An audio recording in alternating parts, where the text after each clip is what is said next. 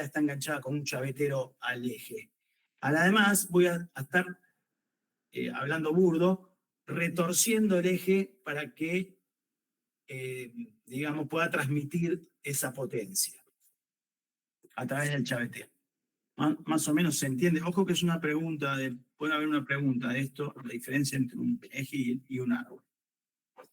Perdón, la diferencia básicamente es que el árbol transforma fuerzas con movimientos, digamos.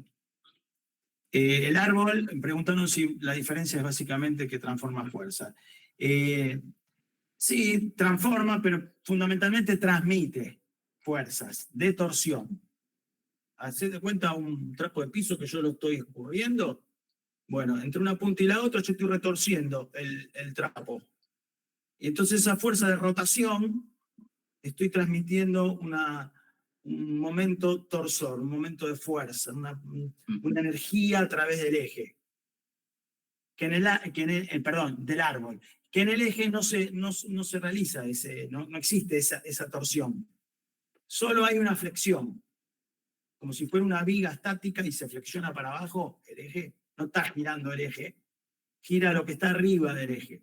¿El árbol siempre tiene levas o puede tener otras cosas? No, un árbol de levas es una forma de transmisión de movimiento, tiene varias levas y abre válvulas, por ejemplo, en un motor.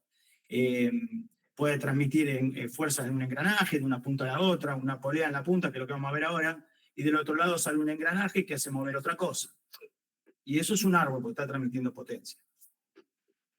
Y un eje que tenga en un extremo no sé, un engranaje o algo, ¿cómo sería ahí? ¿También sería un árbol? ¿No sería un eje? Que tengan al extremo, ¿qué cosa? Repetime. Un eje, por ejemplo, de un auto, ¿no? Que rote transmite la rotación de una punta a la otra. ¿Sería un árbol entonces? Con respecto a un eje de un auto, repito yo la pregunta porque en uno de los Zoom no se escucha. Si vos estás hablando del eje de transmisión, por ejemplo, en una camioneta, te voy a decir, porque atrás tienen el cardan y tienen el palier, de ahí se transmite la fuerza a las ruedas para que el auto avance. Eso es un árbol, ese eje que va de rueda a rueda. En cambio, adelante, que no tiene tracción, estamos hablando de una camioneta que tiene tracción trasera, que gira las ruedas locas, el eje que agarra a esas ruedas locas se llama eje. El que está atrás se llama árbol, porque transmite torsión, transmite una energía, transmite un movimiento. Una pregunta, profe, ya que estamos con las analogías. Buenas noches. Buenas noches. Entonces, ¿se podría considerar que un simple destornillador manual podría ser considerado un árbol? Sí, señor. Ya que transmite torsión. Genial. Bueno. Sí, señor. Un destornillador, si lo ves como un eje, transmite torsión, por lo tanto, lo puedes considerar. De hecho, un destornillador es un ejecito finito, donde la punta es aplanado, y vos ahí con la fuerza de tu mano, en vez de un motor, la fuerza de tu mano, al plano del destornillador estás destornillando un tornillo. Estás transmitiendo una torsión, por lo tanto, eso es un árbol. Genial, gracias. No, por nada. Es una buena pregunta. Me diste idea por una buena pregunta. ¿Un destornillador es un eje o un árbol? Joya, bueno. Después cobro comisión. Está bien. Te vamos a restar un punto te vamos a sumar un puntito a tu concepto. Bueno, sigamos, porque es un poco tedioso este TP. Prepárense el café, o es un poquito largo, no es difícil, pero es tiene mucha maraña de cálculo, de una cosa se concatena con otra, pero voy a tratar de hacerse lo más soluble posible. Seguimos. Dame un minuto, voy a la presentación. Contésteme ambos Zoom si se ve el paso de pantalla. Ambos Meet. ¿Pasó de la pantalla? En este no. En este ahora no. Igual. En ninguno de los Meet se vio el paso de pantalla. Muy bien.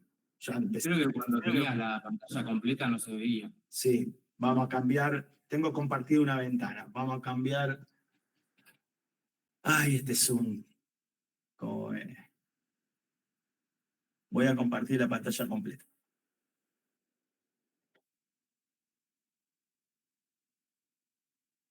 Esperen un minuto.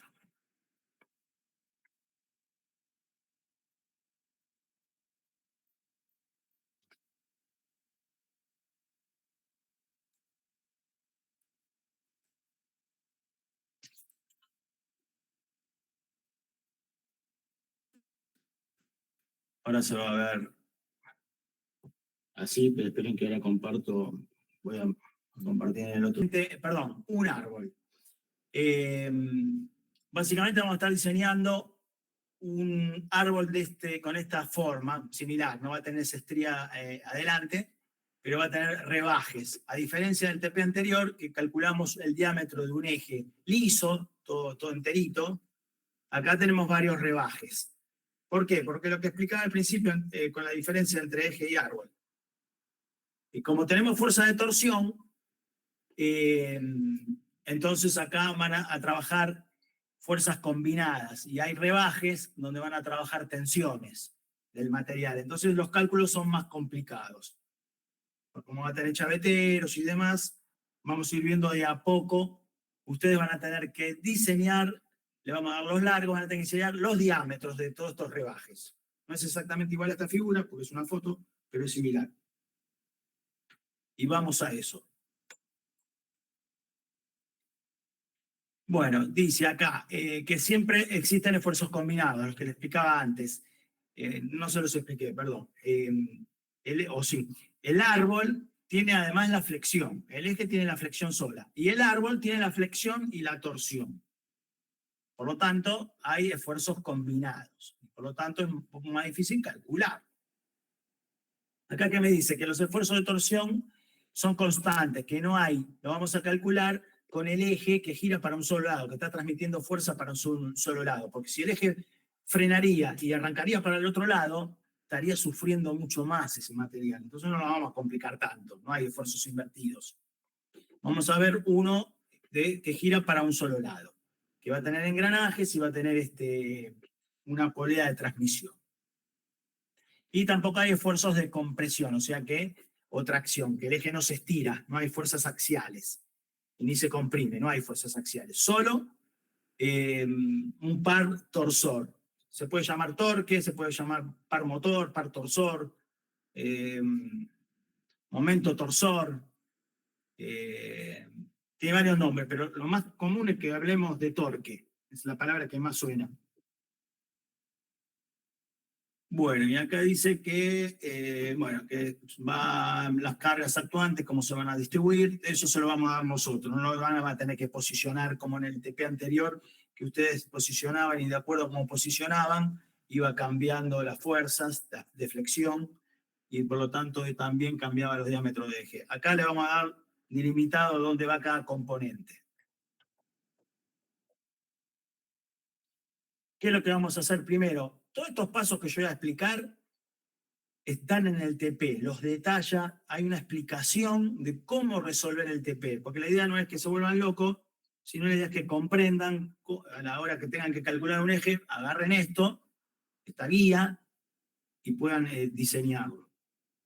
Entonces, este PowerPoint está basado en esa explicación y yo voy a estar explicando lo que dice ahí. Si se pierden, pueden ver la clase grabada o repasan con la carátula del TP que va a estar todo esto. Pero le tengo que explicar algunas cosas. Para determinar la velocidad de giro, tenemos que saber esto que era la fórmula que yo le decía que le íbamos a usar como el Padre Nuestro. Se van a estar viendo muchos cálculos esta fórmula. ¿Y qué es esta fórmula? Me va a estar relacionando. Supongamos que estos son dos ruedas, dos poleas planas que están en contacto. Y una le transmite movimiento a la otra por rozamiento. Son dos poleas, ponerle de goma, planas, y una le está transmitiendo el movimiento a otra. Entonces, suponiendo que la polea D1, diámetro 1, sea el doble que la polea D2, cuando la polea D1 dé una vuelta entera, la polea 2 va a dar 2 vueltas. Si fuera relación 2:1. O sea, supongamos que la polea de 1 mide 40 centímetros y la polea 2 mide 20 centímetros. Entonces, cuando la polea 1 dé una vuelta entera, la 2 va a dar 2 vueltas, porque hay una diferencia geométrica de justo la mitad. ¿Lo ven eso? Buenísimo. Entonces, sí. Esto de- ¿Cómo? Sí, sí. ¿La clase está siendo grabada? No entendí la pregunta, ¿puedes repetir? ¿La clase está siendo grabada también? No, yo no la estoy grabando, yo no la estoy grabando. Si alguien la quiere grabar, la puede grabar porque no me deja el Meet. No obstante, esto que yo estoy explicando, lo expliqué el anteaño pasado y la grabé esa clase y está subida al campus, en el TP correspondiente. Ah, genial, gracias. Lo puedes ver de ahí. Pero bueno, siempre voy mejorando las clases a medida que pasan los años. La idea es si alguien lo puede grabar, estaría buenísimo y después se lo comparten. Bueno, entonces estaba diciendo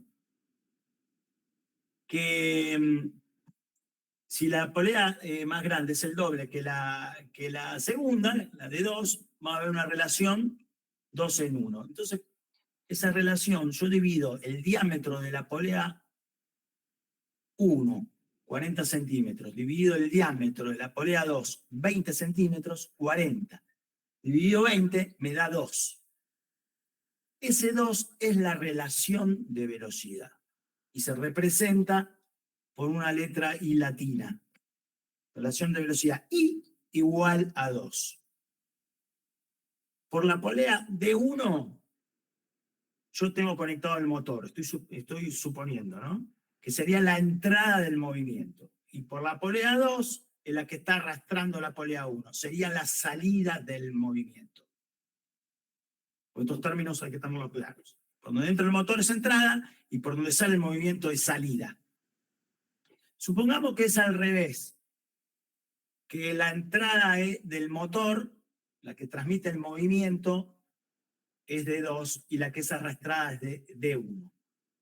Si la polea de 2 da 2 vueltas, y teníamos una relación antes de 2:1, pero ahora estoy invirtiendo, ¿cuántas vueltas va a dar si da 2 vueltas y la relación geométrica es 2:1? ¿Cuántas vueltas va a dar de 1? ¿Media vuelta o no? Si da 2 vueltas, da 1, ¿no? O ninguna. No. Una vuelta, Da una vuelta.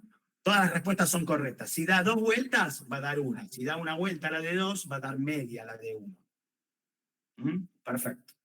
Entonces, si yo divido ahora el diámetro de 2, que era 20, dividido el diámetro de 1, 20 dividido 40, me da 0,5. Entonces la relación de velocidad I es igual a 0,5. Cambió. ¿Por qué cambió? Porque antes mi sistema era multiplicador. Por donde entraba el motor, yo multiplicaba la velocidad. Pero por ahora, como decidí poner el motor en D2, estoy reduciendo la velocidad de salida.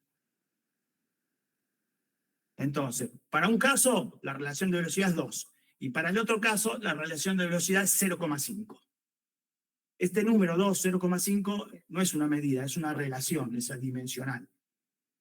Y esto me hace comprender que si es menor a 1, es reductor, reduce la velocidad. Si es mayor a 1, aumenta la velocidad. Y si fueran... Sí. ¿Qué dijo? Como no es adimensional, no es una relación, no es proporcional. Sí, es proporcional. Lo que quiere decir que no tiene una unidad, que no tiene una unidad. Okay. Que no son milímetros, ni centímetros, ni nada.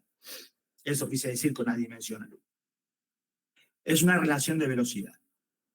Decía, si es reductora, es menor a 1. Si es multiplicadora, es mayor a 1. ¿Qué pasa si la relación de velocidad es 1? ¿Qué significaría? Que se mantiene igual. Son iguales. Exacto. Que no hay reducción ni incremento. Exacto. Dos respuestas más certeras. Todas están bien, pero dos fueron muy certeras. Que las dos poleas son iguales y que, bueno, me olvidé la otra, cuál era la sartera, pero bueno, es básicamente eso, y que no hay aumento ni disminución de velocidad. Fue lo que, las dos respuestas más certeras. Bueno, de esa manera yo puedo determinar si mi dispositivo, mi sistema, es reductor o es multiplicador, pero no es la única forma que puedo yo determinar mi relación de velocidad. La puedo determinar también con las velocidades del sistema, no con la parte geométrica, que eran las medidas de la polea, sino con la parte dinámica. Y a la velocidad la voy a llamar N1, a la polea D1, y N2. N me está representando la velocidad, la letra N me representa la velocidad. Bueno, supongamos que la polea N2 gira a 6.000 revoluciones. Y la polea D1 gira a 3.000 revoluciones. Yo puedo tener la misma relación que con la parte dimensional. Puedo dividir 3.000 dividido 6.000 y me va a dar 0,5. Lo mismo si fuera al revés, si fuera, no sé, 60 revoluciones por minuto, y la otra, la grande, y entro por D1, y la chica tiene 30 revoluciones por minuto, 60 dividido 30, mi relación de velocidad ahí es igual a 2. O sea, lo puedo hacer también con las relaciones de velocidad, no solo con la parte dimensional de la polea. Y son proporcionales, tanto las dimensiones geométricas con las velocidades. ¿Se entendió más o menos eso? O sea, que si yo escribo D1, diámetro 1, dividido diámetro 2, es lo mismo que escriba en velocidad 2 dividido velocidad 1. Ambas son iguales. La relación de velocidad es igual. Esto se cumple, por la parte geométrica, se cumple que dinámicamente también, si es el doble, va una de la otra va a ir a la mitad de velocidad. O viceversa. Si una es, si entra por la chiquitita y en la mitad, la otra va a girar, en la mitad de la grande, la otra va a girar a la mitad de velocidad que la chiquita. ¿Se entiende eso? Bueno, mareé un poquito con eso último. Bueno, por lo tanto, igualo estas fórmulas, paso de N1 para D1 y D2 para N2, y acá tengo mi formulita que vamos a estar usando siempre. Entonces, la primera parte que me dice este TP, me va a preguntar el TP, me va a decir, calcular la velocidad de salida del sistema, me va a decir. La velocidad de salida del sistema es N2. Y me va a dar los datos, velocidad de entrada, me va a dar el diámetro de la polea de entrada y el diámetro de la polea de salida. Me va a dar todos esos datos y me va a dar una incógnita. Despejo de 2, lo paso dividiendo, y saqué mi velocidad de salida del sistema. Eso es lo que tengo que hacer en el primer punto de este ejercicio. Puede ser que en una pregunta, que me preguntaba otro compañero del otro Meet, cómo iban a ser los ejercicios en los parciales, si iba a haber un ejercicio para resolver. Y puede ser que haya un ejercicio de esto que yo te diga, tengo una velocidad de entrada de 20 revoluciones por minuto y una velocidad de salida de 10 revoluciones por minuto y un diámetro de una polea 20 centímetros. ¿Cuánto mide la otra? Puede ser que te pregunte. Ahora acá despejamos la velocidad, pero ahí en el ejemplo...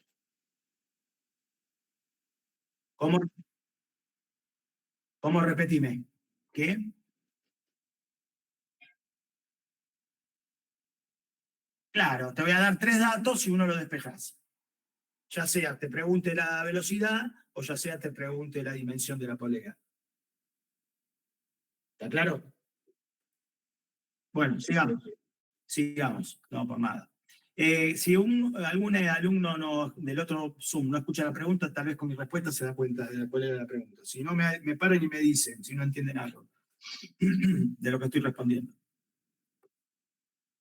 Bueno, acá el ejemplo que le acabo de dar, que es el ejercicio. Si quiero sacar N2, Paso al otro término, la dimensión del diámetro de D2 y puedo sacar la velocidad de salida del sistema. Sigamos. Me dice, el ejercicio me va a decir calcular la potencia o el torque que va a transmitir el eje. La potencia va a ser dato, así que no se preocupen. Voy a tener que calcular el torque.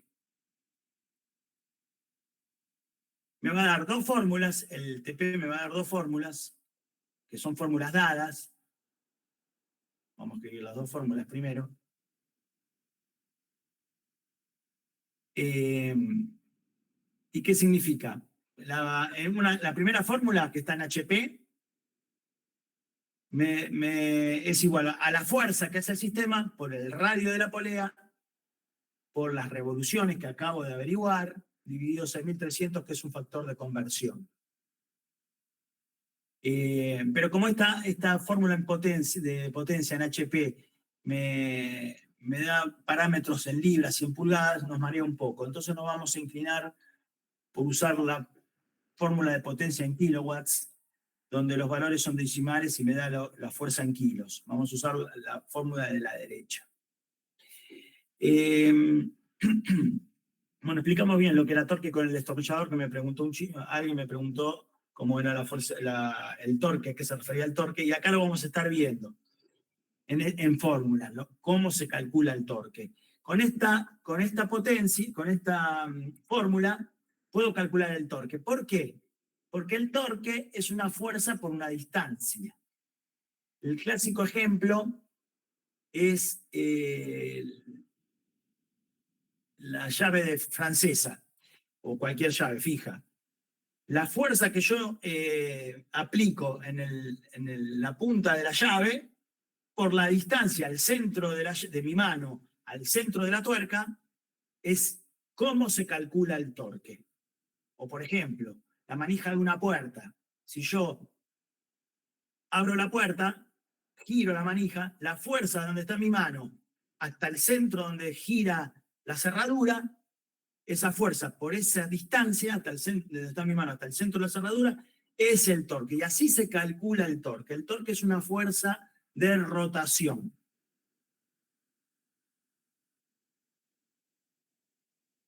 El ejemplo de la llave francesa. Para un minuto. Dame un segundo.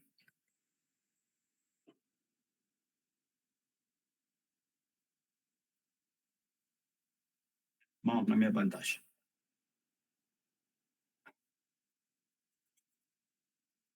¿Se ve ahí la llave francesa? Bueno, veamos acá. Esta llave me está girando esta tuerca, yo la quiero apretar o aflojar. Yo aplico una fuerza acá para apretar o aflojar esta tuerca. Esta fuerza la hace mi mano. Ponele 1 kilo de fuerza. Esta fuerza, por la distancia que hay de donde aplico la fuerza al centro de la tuerca, esa distancia la multiplico por esa fuerza, me va a dar el torque o momento torsor. Acá está representado con una M. Pero se puede decir momento torsor, se puede decir par motor, fuerza de torsión, tiene 200 millones de nombres. Par motor, par torsional, momento torsor. Bueno, vamos a hablar nosotros de torque para no marearnos. Entonces, el torque se calcula fuerza por distancia en una fuerza de rotación. Si no, no sería torque. El torque siempre está asociado a un giro. ¿Se entiende con este ejemplo? Sí, consulta. Sí. Entonces, tanto acá como en una palanca, ¿esto sería una palanca? Sería una palanca, básicamente. En una palanca o así en un juego de poleas o engranajes. Sí. Si siempre se incrementa o se disminuye la fuerza respecto de la distancia del... Claro, cuando la fuerza va a ser la misma. ¿Siempre es la misma? No, yo voy a aplicar siempre la misma fuerza. Yo ponele, lo puede ver de dos formas. Yo puedo aplicar siempre la misma fuerza, pero cuanto más más largo es el brazo, más torque voy a tener, porque se multiplica por el largo. ¿Entendés? Okay. ¿Y el torque qué significa entonces? Justamente, es una fuerza de rotación. Ah, Para- claro, más para fuerza. aflojar la tuerca. Ok. O para abrir la puerta, de la cerradura, o cuando empujo la puerta. Si empujo bisagra, Sí, la distancia esa, por la fuerza que yo hago al empujar la puerta, estoy haciendo un torque. claro, y un engranaje más chico que gira a una velocidad que mueve un engranaje más grande que gira, por ejemplo, a la mitad de velocidad. Está haciendo un torque, un Ese engranaje. engranaje más grande va a girar más lento y más, no con más fuerza, pero con más. Sí, es inversamente proporcional la fuerza respecto a la distancia. Sí, si yo quiero mover un sistema, cuanto más palanca tengo, menos fuerza tengo que hacer para mover Claro, esa pieza o girar esa tuerca. Si yo achico la distancia, más fuerza voy a tener que hacer para poder aflojar esa tuerca. Es inversamente proporcional la fuerza respecto a la distancia. Es un brazo de palanca. Y se calcula fuerza por distancia. A eso lo llamamos torque. Muy bien el ejemplo del engranaje. Dos engranajes hacen entre sí, transmite un torque de uno al otro. pero no es una palanca ahí. Sí, el engranaje que transmite, del centro del eje del motor que transmite, le está transmitiendo una palanca al diente del otro engranaje. Ah, Algo así. ¿Puedo hacer una pregunta? Sí, cómo no. En el ejercicio que dice calcular la potencia o el torque. dijiste- Hola, José. Hola, José querido, ¿cómo andás? Me alegro. Pará, José, ¿estás conectado a los dos Meet? Porque hay dos Meet. Conectate al otro porque si no, no te van a escuchar. Por favor, por favor.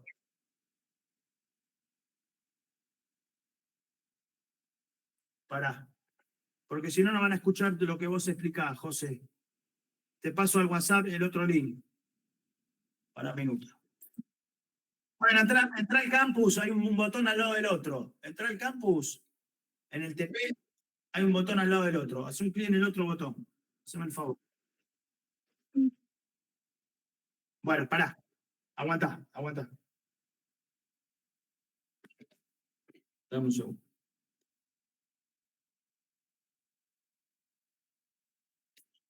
¿Ahí me escuchan en el otro mic? ¿Te conectaste? Sí, creo que estoy anotado. Ah, Sí, bueno. sí, se escucha. Ok, Bueno. bárbaro. Bueno. No, solamente lo que le quería decir, que estaba justo hablando Alejandro, que más allá de que un engranaje transmite un par, también transmite una fuerza, ¿no? Y esa fuerza da como consecuencia que induce flexión en los ejes, ¿tá? Así que tiene doble transmisión. Una es un par y la otra es un esfuerzo que genera una flexión sobre el eje. Eso es lo más que nada. Justamente, vamos a estar viendo en este TP cómo una polea le transmite a un engranaje un torque y el eje ese se va a flexionar. Vamos a calcular los momentos flectores y vamos a calcular las fuerzas que ejerce cada elemento. De eso se trata este TP. Bueno, seguimos. Acá teníamos estas dos, se ve la pantalla de potencia, ¿no? ¿Están viendo los dos Meet? No, acá no se ve. No, en este Meet quedó la página 1, en la presentación. En la presentación, en la página 1. Sí. Dios santo esto, para mí. Eso sí. Dame un minuto. Porque voy a dejar de compartir y voy a compartir todo otra vez.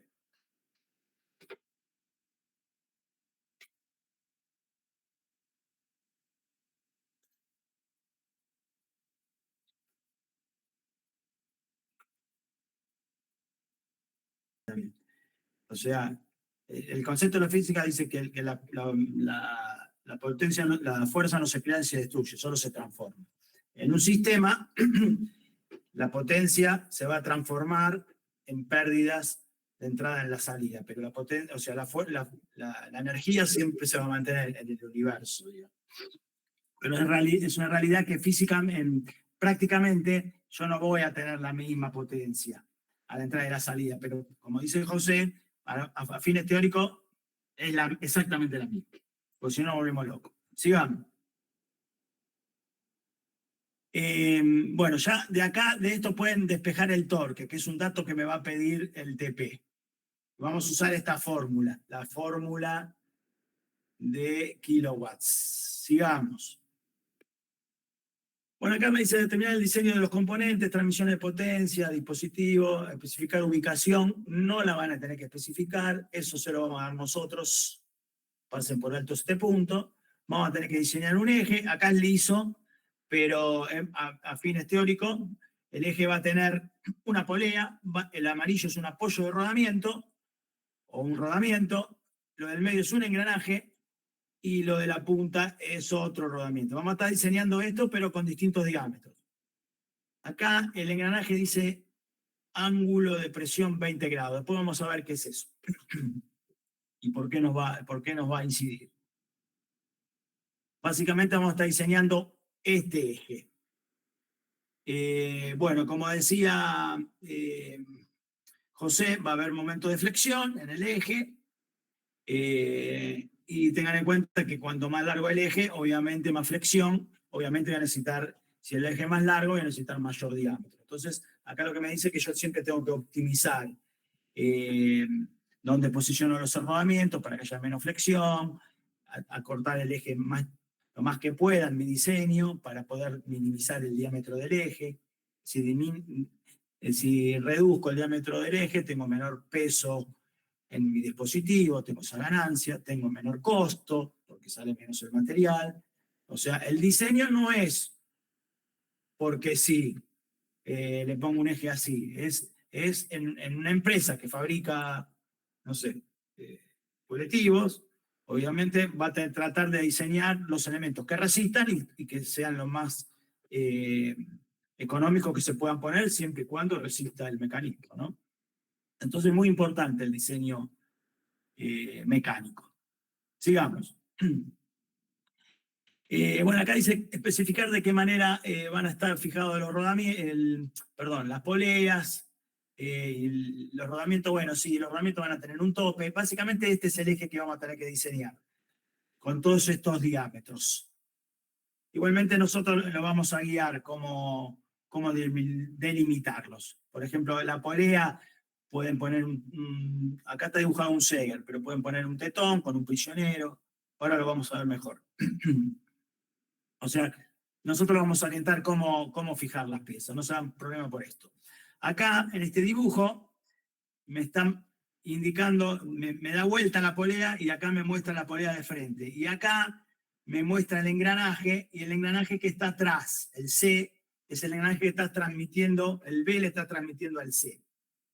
Esto va a fines de que entiendan de por qué esto transmite torque, porque la polea le transmite un movimiento con la correa desde el motor, transmite torque a lo largo del eje, se la transmite el engranaje y el C le está haciendo la resistencia porque está moviendo un mecanismo. Entonces, esa transmisión de potencia genera un torque. Entra por la polea y sale por el engranaje. Básicamente es eso lo que está pasando en este eje. Bueno, acá sí. Sí. Sí. Sí.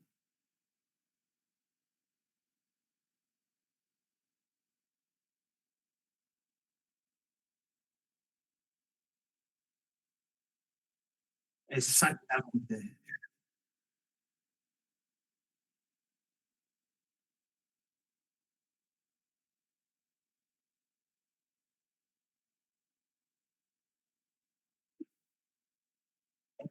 Entiendo la pregunta. Lo repito para el otro Zoom, para el otro Meet. Pregunta el compañero por si él va a transmitir torque el engranaje, por qué está montado por un diámetro más chico y no va a estar montado por el diámetro más grande, que evidentemente va a resistir más ese diámetro grande. Básicamente es esa tu pregunta, ¿no? Perfecto, bueno. ¿Por qué?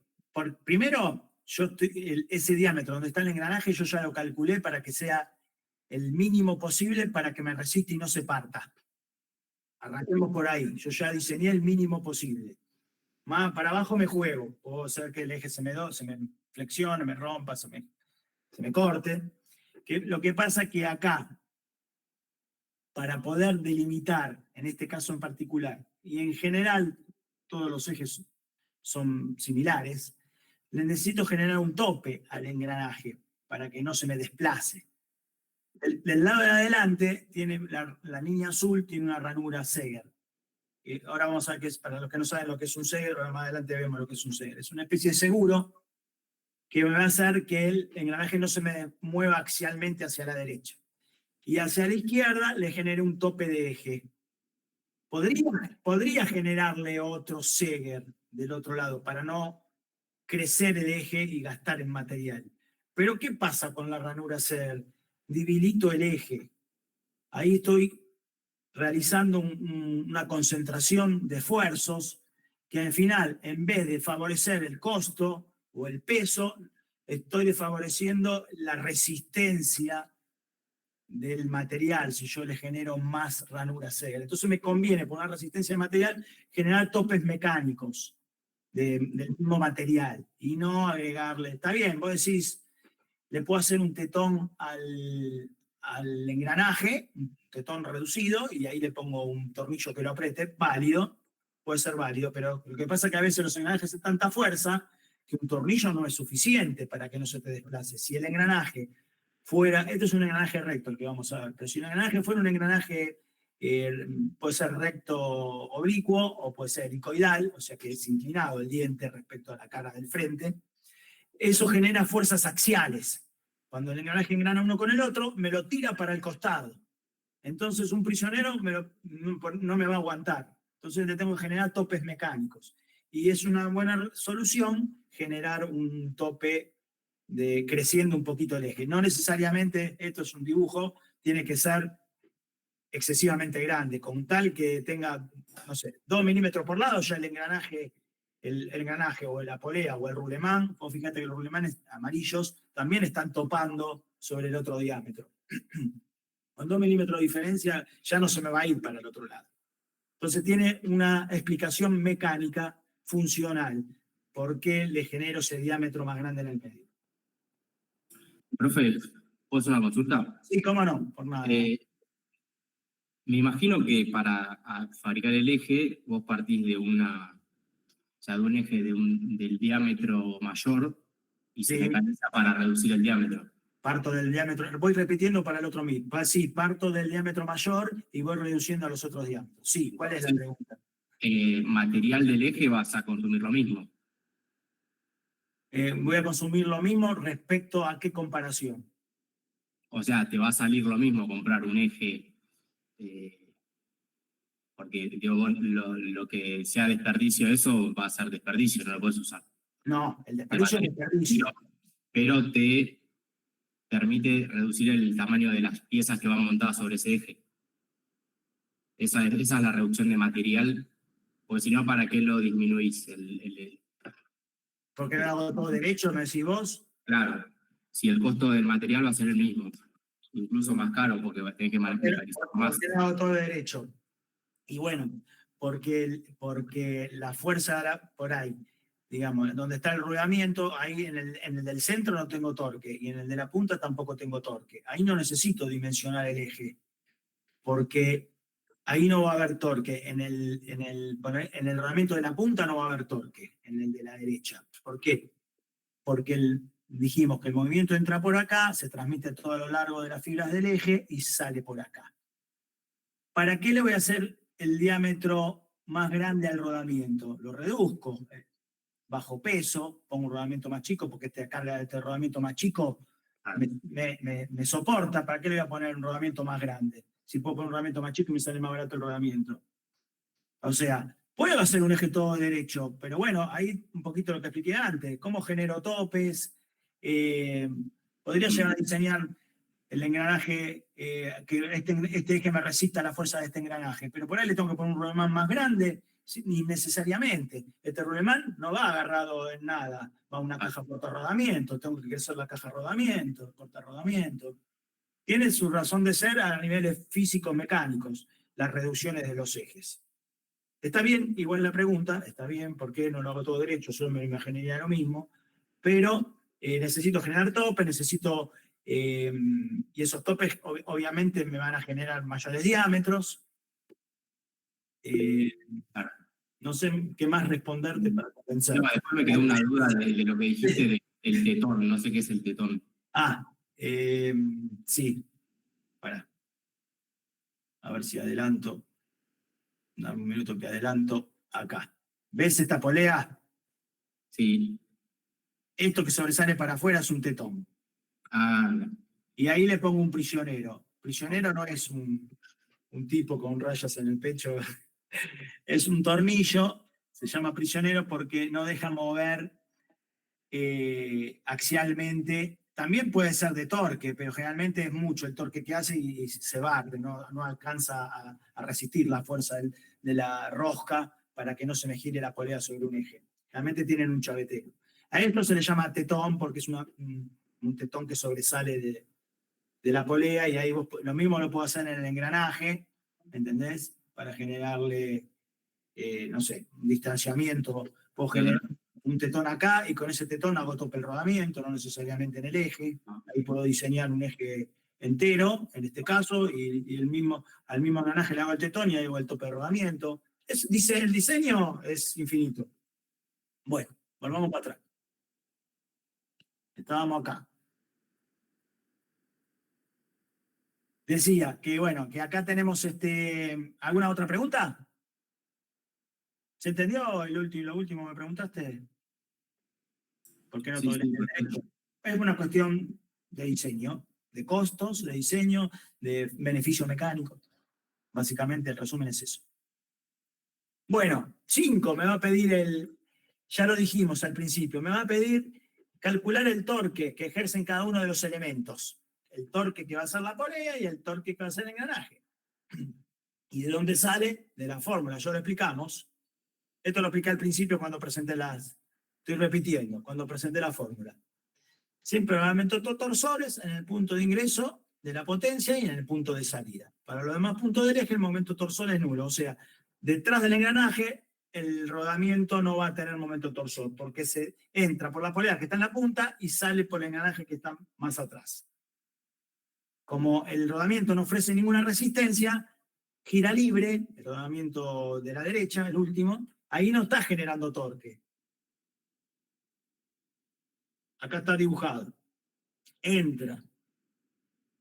La potencia por acá transmite, sube el torque, sube hasta un determinado torque, se transmite todo a lo largo de las fibras del eje y sale por el engranaje al otro engranaje que acá no está dibujado. Y de acá para acá, todo lo que yo tenga acá, salvo que ponga otro engranaje, ahí sí me va a continuar el torque. Como acá no tengo ningún elemento que tenga que arrastrar, el torque termina acá. Y acá es nulo. ¿Lo ven eso? Sí. Bueno. Y este es el gráfico del momento torsor, que lo van a tener que dibujar. Básicamente es esto. Acá va el distinto torque, que lo vamos a estar calculando. El torque es fuerza por distancia. Vamos a calcular el torque, lo ponen acá una escala, y acá son los largos del eje. El punto A es la polea, el momento torsor 1 acá es este rodamiento, el momento torsor B es el engranaje, y el momento torsor 2 es nulo, por eso baja la potencia. Este gráfico es lo mismo que van a tener que presentar, ya lo tienen hecho. Entra la potencia por acá, de la polea, se transmite a todo lo largo del eje, sale por el engranaje. Así funciona el torque en este ejemplo de eje. Le va a pedir calcular ese torque, lo calcula. Ahora me está pidiendo calcular las fuerzas radiales y axiales que actúan sobre el eje. No, esto está mal. Axiales no va a haber porque, como dije antes, el engranaje es recto, entonces no va a haber fuerzas laterales que compriman o estiren el eje. Solo van a ser radiales. No sé por qué acá este TP está preparado, este PowerPoint, dice calcular axiales. Son las fuerzas radiales. ¿Y la fuerza radial de dónde sale? La fuerza que yo estoy ejerciendo o está ejerciendo esa correa que viene del motor. Y sale del torque. Porque dijimos que fuerza por distancia. El diámetro dividido 2 es el radio de la polea. Entonces acá despejo, yo el torque lo acabo de calcular, que lo saqué de la potencia, despejo fuerza tangencial o fuerza radial, paso dividiendo el radio, diámetro dividido 2, y ahí tengo mi fuerza. Así de simple calculo la fuerza radial que hay en la polea y que hay en el engranaje. Igual no es tan fácil, porque van a intervenir otras cosas. Y vamos a eso. Básicamente, esta es la fórmula más fácil para despejar la fuerza. ¿Me siguen hasta ahí? No es tan difícil. Bueno, por ahora después se va a mezclar un poquito, pero es fácil el DP. Donde D es el diámetro primitivo del engranaje. Ahora después vamos a explicar lo que es el diámetro primitivo del engranaje. D viene a ser el radio, o el diámetro, la mitad del diámetro es el radio. Pero vamos a ver después qué significa primitivo en el engranaje. Estos son los engranajes. ¿Y qué pasa con los engranajes? Hay un problema. Porque los engranajes tienen una fuerza componente, una fuerza radial, componente que tiene que ver con la forma del diente del engranaje. Entonces yo voy a dividir, después vamos a hacer un diagrama de cuerpo libre, eje XY, donde se van a descomponer las fuerzas. Una fuerza va a ser la fuerza en el eje Y, que va a ser la fuerza tangencial, y en el eje X se va a descomponer la fuerza radial. ¿Y de dónde sale esta fuerza radial? Que básicamente es la fuerza tangencial, pero me influye la tangente de este ángulo θ. ¿Y qué es este ángulo θ? Es el ángulo de presión del engranaje. ¿Y qué es el ángulo de presión del engranaje? ¿Se acuerdan que en levas vimos la clase pasada que desplazábamos el seguidor? Y el seguidor, cuando tocaba con la leva, tenía un punto de tangencia, y ese punto de tangencia pasaba una recta tangente por ahí, y la perpendicular a esa, el vector perpendicular a esa tangente, con la línea del seguidor, formaba un ángulo de presión. Si estudiaron bien levas, entienden de lo que estoy hablando. Bueno, acá va a pasar lo mismo en el engranaje, se lo voy a explicar. ¿De dónde sale esta componente que se suma a la fuerza del eje X? El engranaje tiene esta forma, tiene una forma envolvente acá, cuando veamos engranaje lo vamos a ver bien. No es una recta el engranaje, tiene una forma envolvente, para que cuando esto va engranando, vaya deslizando y vaya rozando en un punto nada más y trabaje lo más suave posible. Entre estos dos engranajes hay un punto siempre en contacto, que es el punto de tangencia entre los dos dientes. Ese punto de tangencia comparte una recta tangente. Perdón, profe, no sé si se tildó la presentación. No se ve del lado izquierdo. Si están mostrando dientes de engranajes, no se está viendo. No se está viendo un diente celeste, no se está viendo. No, todavía no apareció. Bueno, voy a dejar de compartir un minuto y voy a volver a... Sí, lo veo acá que no apareció. Se tilda, algo pasa, de tener presentación. No me deja dar la clase tranquilo, hermano.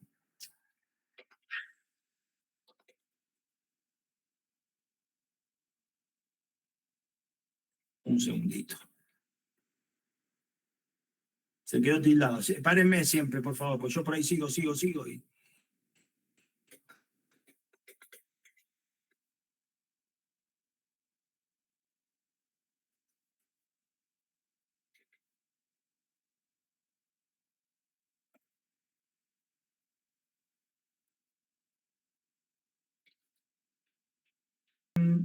Bueno, decía que acá hay una componente una componente en mi eje X, cuando dos engranajes están engranando, se descompone una fuerza en eje X, en eje Y, una fuerza tangencial, y una fuerza radial, que es la fuerza tangencial multiplicado por la tangente del ángulo de presión. ¿Y qué es el ángulo de presión?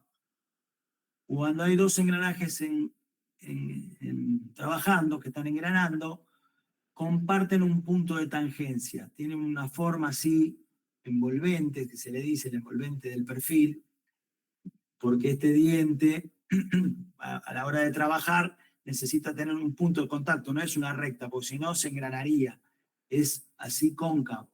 Entonces el engranaje va trabajando, se va deslizando para engranar de un diente al otro. Y comparten un punto de tangencia siempre entre ambos dientes, que coincide con el diámetro primitivo del eje, que son estas líneas punteadas que se ven acá. Una corresponde al diámetro primitivo de un engranaje y el otro al diámetro primitivo del otro engranaje. El diámetro primitivo es un diámetro teórico para hacer cálculos del engranaje. No es una medida, digamos, que pase por el centro, es una medida teórica. Después hay fórmulas que se calculan, el diámetro primitivo de los engranajes, pero es un diámetro que se usa para hacer cálculos. Para sacar, por ejemplo... Conceptualmente lo que significa el diámetro primitivo es como si las dos ruedas, en vez de tener engranaje, fueran dos ruedas que no se deslizan una con la otra y que pueden girar ambas, ¿no? Y que una le transmite potencia a la otra. Eso es lo que significa, como ven en el gráfico de la derecha. Eso es lo que significa el diámetro primitivo. Es simplificar de como si no existieran los dientes, pero que las dos ruedas idealmente giran sin deslizarse, y los diámetros en los cuales nosotros podemos calcular la relación de transmisión que es existente entre ambas ruedas dentadas. Por eso depende del número de dientes ese diámetro primitivo. Gracias, José. Excelente. Entonces se usa para, por ejemplo, calcular la relación de velocidad, como hicimos al principio, que les expliqué, en las dos poleas que se tocaban. Bueno, hagan de cuenta que son dos poleas lisas y se usa para hacer estos cálculos. Bueno, entonces decimos que ese punto de tangencia coincide con los dos diámetros primitivos de los engranajes y ahí pasa una recta común a ese punto de tangencia. Entonces, sí. ¿No se escuchó? Bueno, básicamente, José, conectate los dos. Básicamente lo que dijo José, que el diámetro primitivo viene a ser como este dibujo que está acá, dos poleas que están en contacto para poder transmitir la velocidad de uno al otro. Más allá de que el diente esté engranado y pase el diámetro primitivo, se utiliza teóricamente para poder hacer cálculos, como cuando hicimos al principio las dos poleas que se tocaban.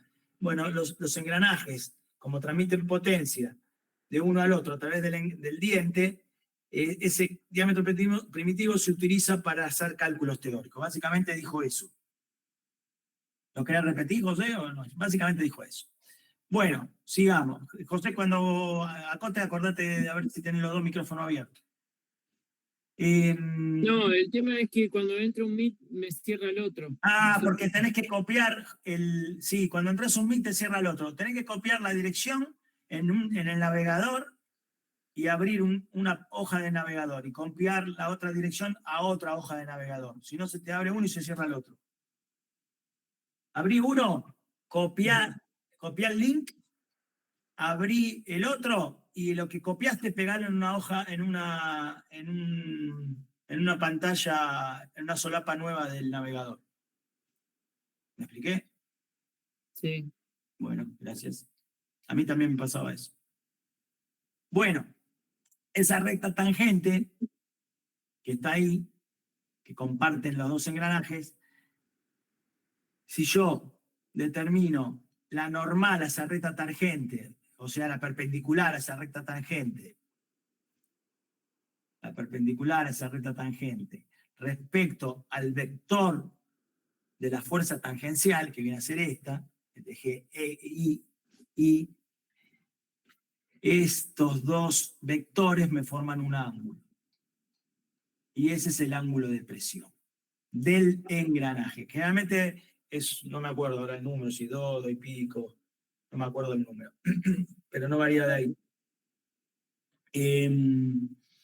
Entonces, como este envolvente está tirando los engranajes, está ejerciendo una fuerza hacia el centro de los ejes, incide, se multiplica por la tangente de este ángulo, del ángulo de presión, y estoy representando la fuerza que el diente me está haciendo en este eje. ¿Lo ven eso, chicos y chicas? Bueno, entonces, cuando me pide... Creo que hay un Meet que no se ve.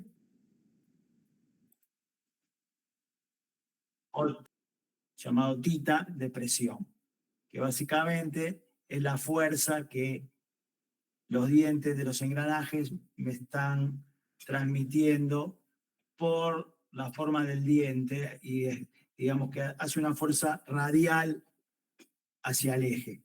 Entonces, para calcular esa fuerza la multiplico por la tangente de ese ángulo, que se lo da el TP, dice que es 20 grados. Está en el TP. ¿Cuál es esta tangente? Entonces, cuando les pida calcular las fuerzas radiales y tangenciales, acá debería decir tangenciales. Esta es una fuerza, que es la fuerza tangencial, que sale de la fórmula, acá, en el eje Y, y en el eje X es esa misma fuerza multiplicado por el ángulo de presión de ese engranaje. Seguimos. Pasó de pantalla, engranajes helicoidales, dice acá. Bueno, esto lo voy a pasar por alto para no ser tan largo porque no está en el ejercicio. Pero acá básicamente lo que está diciendo es cómo calculo las fuerzas radiales y tangenciales si el diente es inclinado. Entra en juego otros ángulos. No lo voy a explicar porque no lo vamos a usar en el TP y se va a hacer muy larga la clase.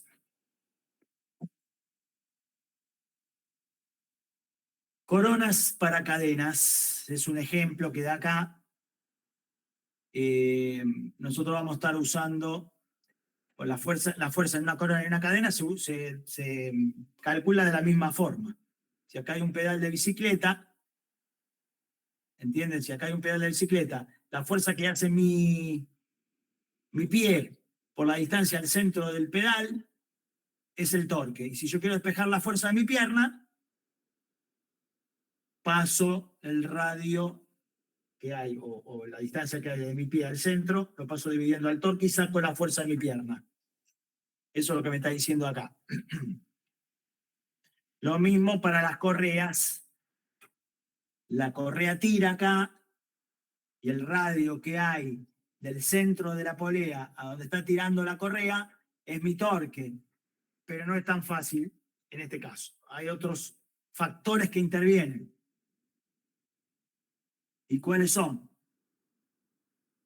La fuerza tangencial que me hace la correa es como todos los casos.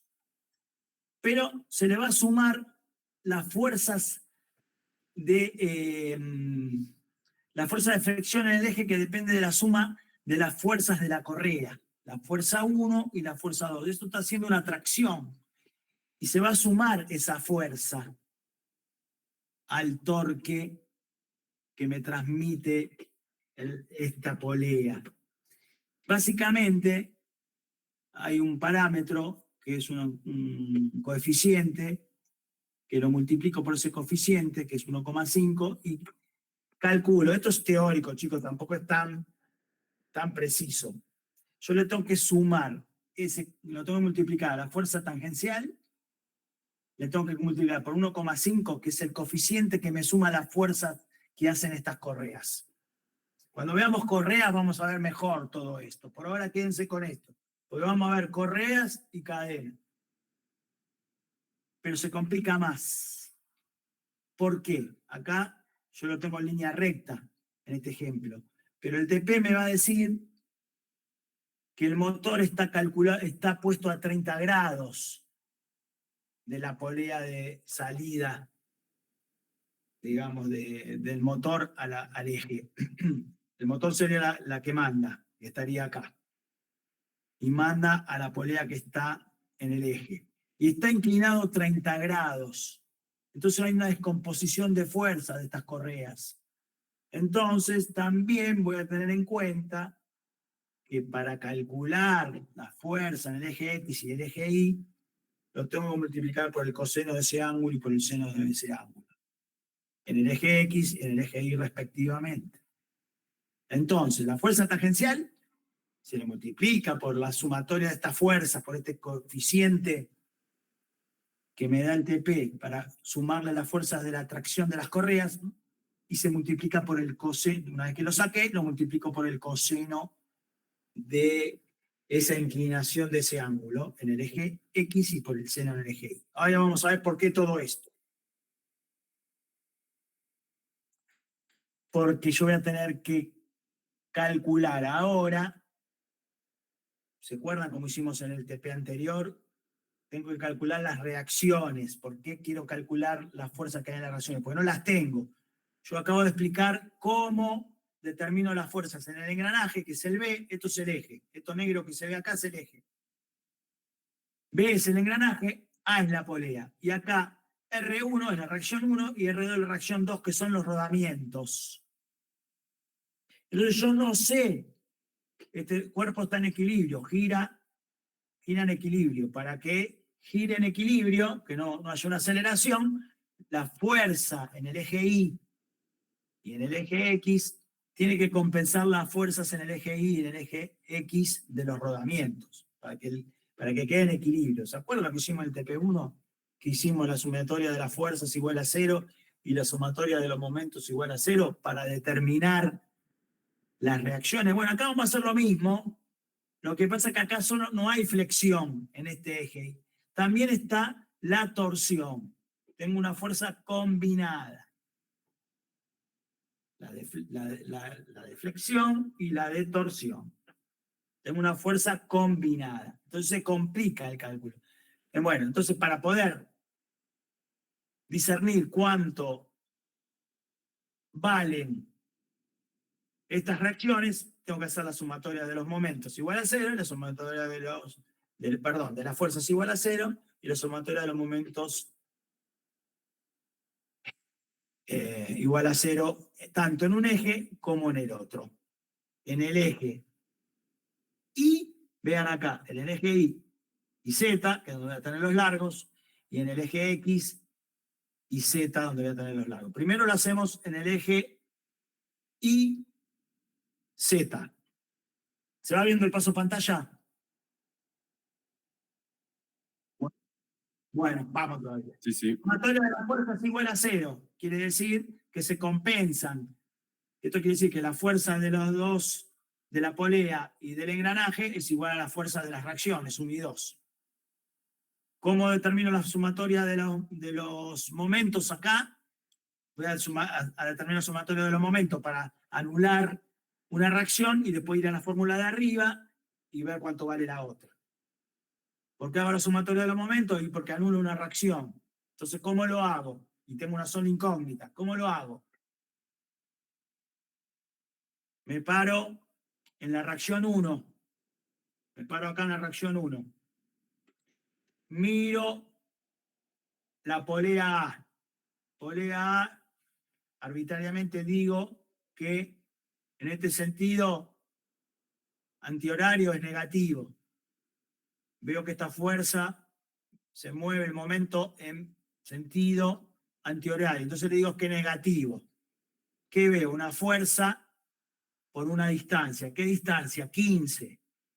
Entonces lo pongo negativo, fuerza en A por 15. ¿Esta fuerza cuál es? Es la fuerza de la polea que les expliqué recién. Voy para atrás. Es la de la polea, es lo que acabo de explicar acá. En el eje Y. Fui para atrás, ¿se vio el paso? Todo este cálculo es la fuerza esta. Por la distancia 15. ¿Sigo? Sí. ¿Alguien me habló? Los rojos son los rodamientos. Estoy averiguando qué fuerzas están ahí, qué fuerzas de reacción tiene esos rodamientos para que el eje esté en equilibrio. Lo hicimos en el TP1 esto. Muy bien. Seguimos, a bingo. Ahora miro bueno, acá yo lo escribí, pero si quiero no lo escribo. R1, yo estoy parado acá, estoy en el punto del observador es acá, y estoy acá, no veo ninguna distancia, porque yo estoy parado en 1. Entonces mi distancia es 0. Se anula Por eso hago esto, para anular una incógnita. Miro acá, R1 por 0 es 0. Si quiero no lo escribo. Me pongo en 1, miro el engranaje, veo que la fuerza del engranaje es horario, lo pongo positivo. ¿Qué distancia de acá a B? 30. ¿Y esta fuerza cuál es? La del engranaje, que yo lo expliqué. ¿De dónde salía la fuerza? ¿Quiere que vaya para atrás? ¿Para ver dónde era la fuerza del engranaje? Lo expliqué. ¿Se acuerdan que la radial era por el tangente del ángulo de... Era la fuerza que salía del torque, se despejaba del torque y se multiplicaba por el ángulo de presión, y la otra fuerza es la fuerza directamente que sale del torque, esta que está acá. La radial era por el ángulo. ¿Se acuerdan que salen de ahí esta fuerza? Bueno, si no acuerdan, después vean el video, si no, no terminamos más. Distancia 30. Y ahora sigo en 1, miro la reacción 2. ¿Qué distancia tengo? 30 más 20. ¿Y qué fuerza tengo? No la sé, la estoy averiguando. Entonces, paso este término que está negativo al ya, y el 50 que está multiplicando lo paso dividiendo, y determiné R2. ¿Lo ven ahí? Ahí determiné R2. Despejé R2. Y después voy acá arriba, reemplazo R2 y despejo R1. Y tengo cuántos son los valores de mis reacciones en el eje Y únicamente. Lo tengo que repetir en el eje X.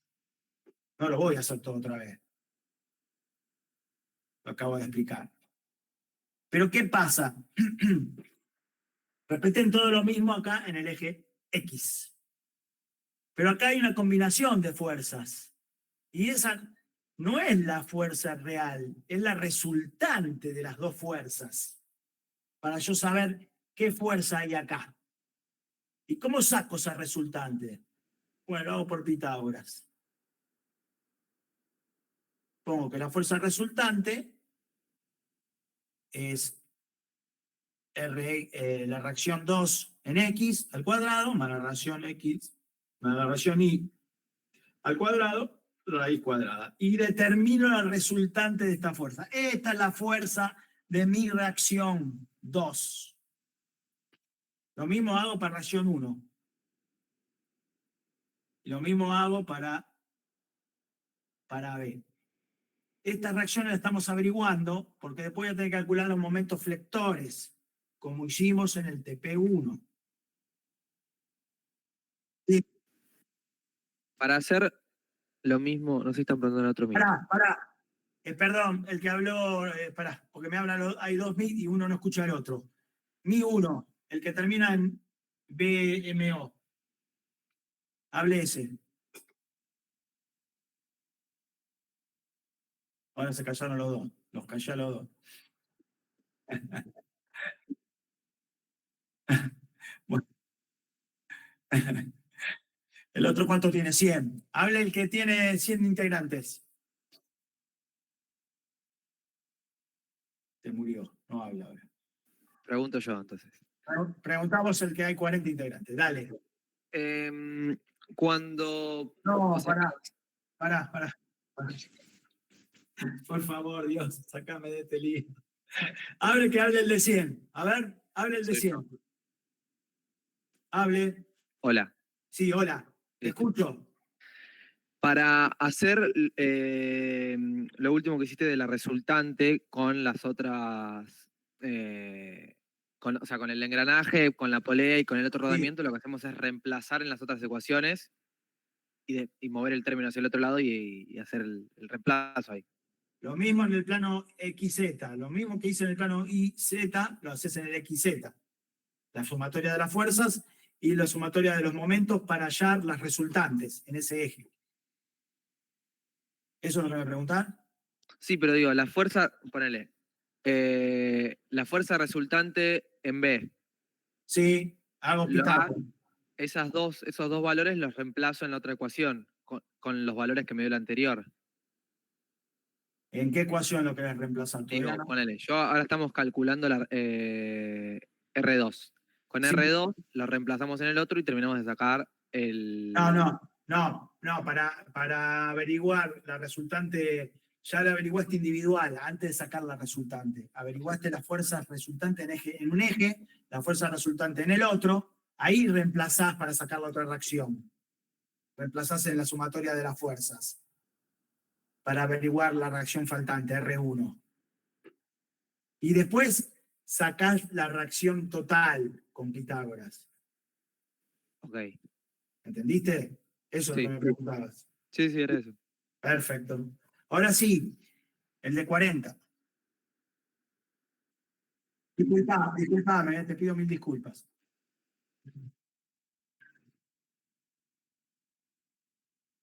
No, porque una pregunta es tonta, por favor.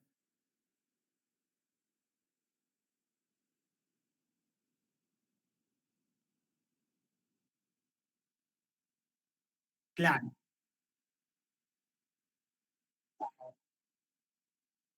Integro las dos fuerzas en una resultante.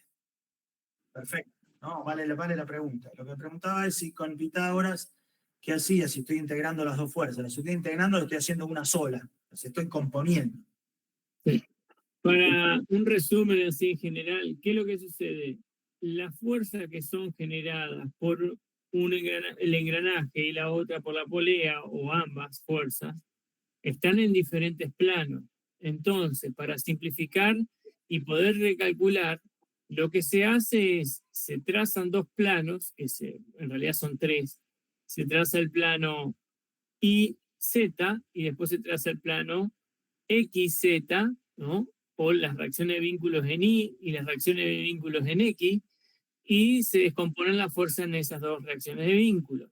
Se calculan las reacciones de los apoyos y después se obtiene como resultado la fuerza final. ¿Entienden por qué? Porque las fuerzas están descompuestas en dos planos diferentes. Ahora, si todos estuvieran en el mismo plano, utilizaríamos solamente ese plano.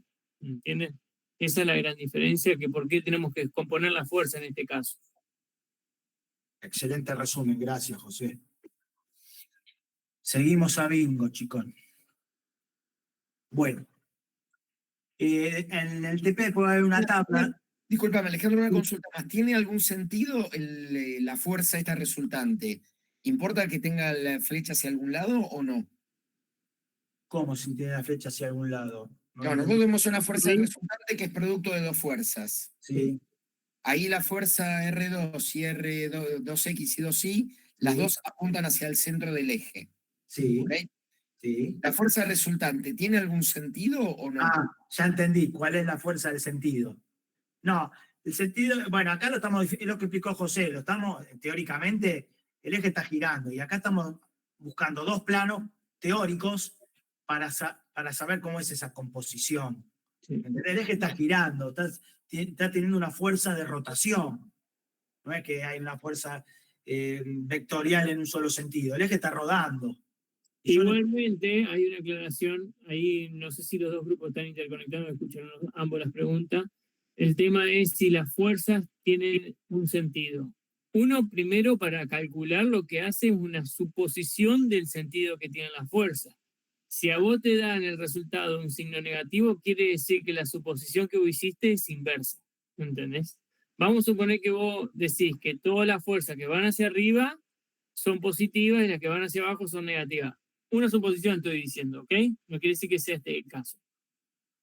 Lo que da como resultado es que si vos cuando determinaste el valor de la reacción de vínculo y te dio un valor negativo, eso significa que lo que vos habías supuesto que la fuerza que, vamos a suponer, hacia abajo era negativo y hacia arriba era positivo, está invertida la suposición que vos hiciste. Entonces lo que tenés que hacer es cambiar el sentido una vez que lo haga la suma de las ambas fuerzas, ¿ok? Perfecto. Sí, igual uno termina en realidad calculando el módulo, porque tenés todo elevado al cuadrado. Exactamente, después terminas calculando el módulo, pero lo más importante es que vos conceptualmente, después si vos querés analizar en un plano cómo fueron los momentos, o en el otro plano cómo fueron los momentos flectores, esa fuerza te influye, ¿entendés? Porque tiene un signo diferente a lo que vos pensaste en un momento inicial, ¿entendés? Sí, perfecto, gracias. Bueno, me hago la señal de la cruz para pasar a Filmina y que todos lo puedan ver. Vamos. Cálculo de los diámetros del eje. Les Por voy a- ahora no cambió nada. ¿Cómo? No se Por ahora olviden, la filmina no cambió, no cambió. en ninguno de los dos. En Estamos ningún- por calcular las reacciones. ¿Qué Siete. se lo parió? ¿Será vos, José, que habla y me hablas y me lo tildás? Espero que no. Detengo las presentaciones. Más o menos quedó claro hasta acá, gente, más o menos, bueno. Después cuando hagan el TP, todo esto que yo estoy explicando está bien explicadito en la carátula del TP. Es lo mismo. Bueno, ahí se vio cálculo de diámetros de eje. Ambos MIT. Se ¿El ve de 100 y de perfecto. 40? ¿El de 100 y de 40? Sí, sí. Bueno, le presento esta fórmula de von Mises, que era un ingeniero, un matemático austríaco, me parece. Inventó esta fórmula en virtud de los esfuerzos que tienen los materiales y de esa manera poder dimensionar el diámetro del eje que yo preciso para mi proyecto. En virtud de las distintas fuerzas, el torque, el momento flexor y algunos parámetros que ahora les voy a explicar, que son este KF, este CN y este CI. Vamos a explicar qué es eso. En el anterior ejercicio recuerdan que para determinar el diámetro hacíamos los distintos momentos flectores según donde posicionaba la polea y según iba cambiando este valor, me iba cambiando el diámetro. Acá vamos a hacer lo mismo, todavía no hicimos ahora los momentos flectores. Lo voy a hacer después de esta explicación, después de que les diga qué es KF, qué es CN y qué es CI. Y vamos a calcular ese momento flexor para cada rebaje del eje, y de esa manera vamos a determinar qué diámetro va, o para cada elemento del eje, y vamos a determinar qué diámetro va para cada uno de esos elementos. Bueno, D es el diámetro que estoy averiguando, N es un factor de seguridad que me lo va a dar el TP, ponen ese valor fijo, KF es un factor de concentración, ahora lo vamos a explicar. Movimiento flexor máximo es lo que vimos lo vamos a explicar ahora dentro de un ratito, es lo mismo que vimos en el TP1. SN es el cálculo de la resistencia a la fatiga. La resistencia a la fatiga es cuando el eje se está por deformar. Cuando el eje se está por deformar, esa es la resistencia a la fatiga, antes que se deforme. Cuando pasa de un estado elástico a un estado plástico. Quiere decir que en el estado elástico el eje yo lo puedo flexionar y me va a volver al mismo lugar. Si paso ese límite al plástico, se deformó y me quedó doblado. Este CN me va a calcular esta resistencia a la fatiga y depende de varias cosas. Esto es lo más complicado. Ahora lo vamos a explicar. No es difícil, pero es engorroso. Y ese I es el factor de, bueno, T es el momento torsor, que ya los calculamos al principio, y ese I es el límite de la fluencia. El límite de la fluencia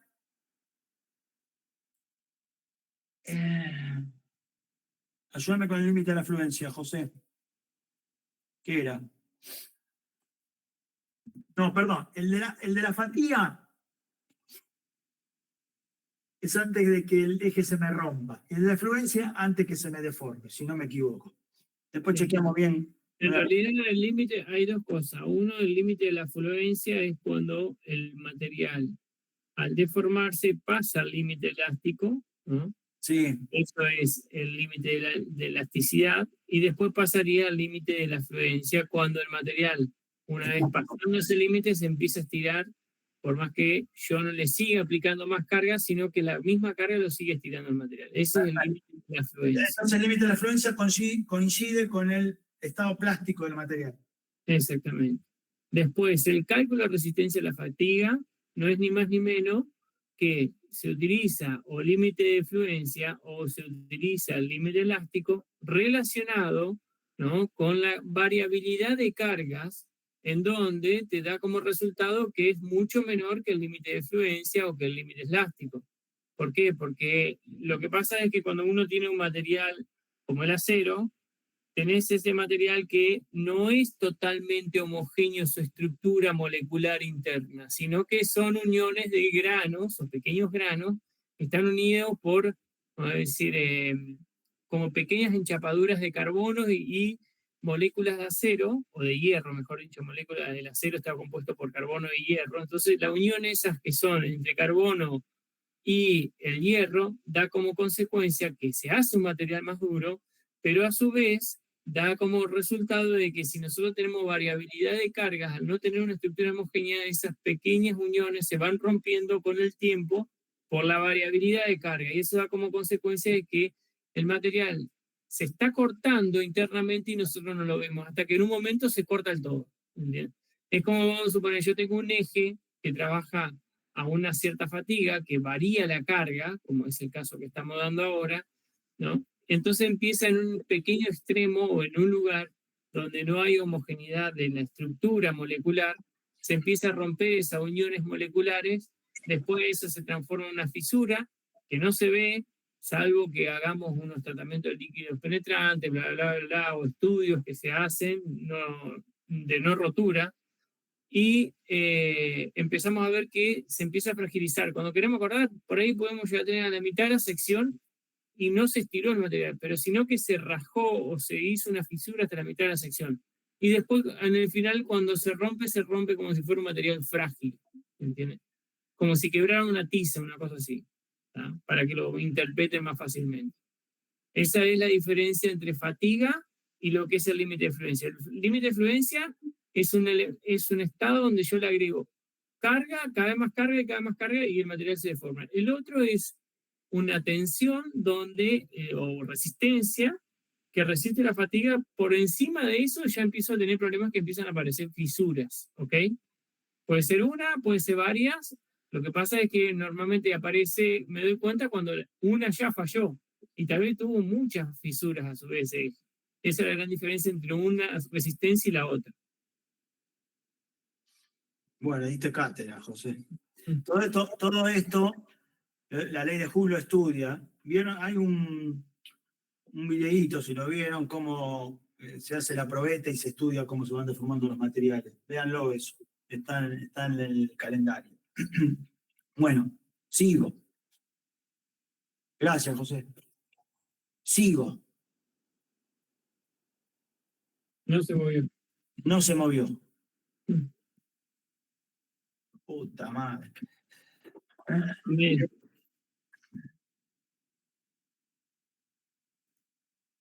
Se nota que cuando no dejo de... Yo ya estoy en el 8.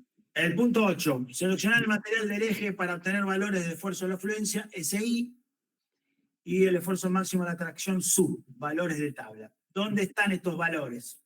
El valor sí es el que va en la fórmula de von Mises, la fórmula que les mostré antes, está este valor.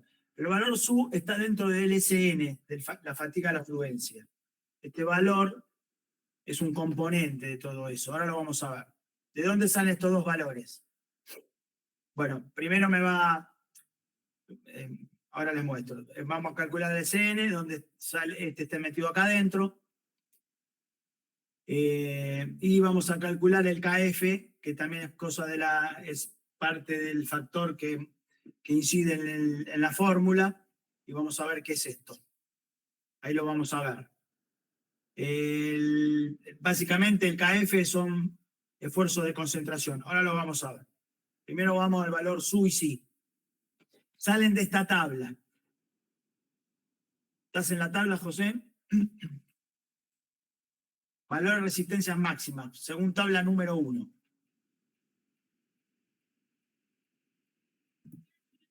¿Estás ahí, José? Yo estoy en la tabla. Muy bien.